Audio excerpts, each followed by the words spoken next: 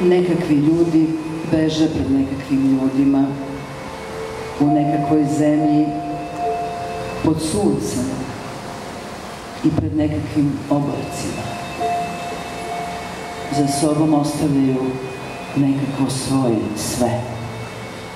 Zasijane polja, nekakve kokoši, pse, ogledalca u kojima se upravo ogleda vatra. Na leđima nose ćupove i zavežlje, što praznije, to iz dana u dan sve teže. U tišini zbiva se nečije zamirenje, a u vrevi nečije nekom otimanje hleba i nečije drmusanje mrtvog deteta.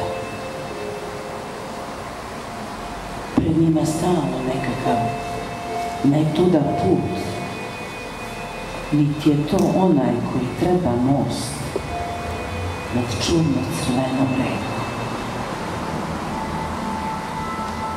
Naokolo nekakva pucnjava, čas bliža, čas dalja, a gore visoko avion koji zbog nečeg kruži.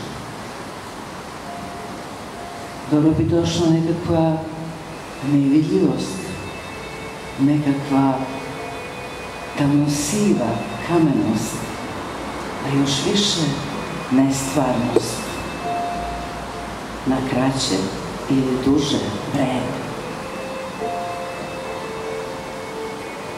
Još nešto će se zbiti.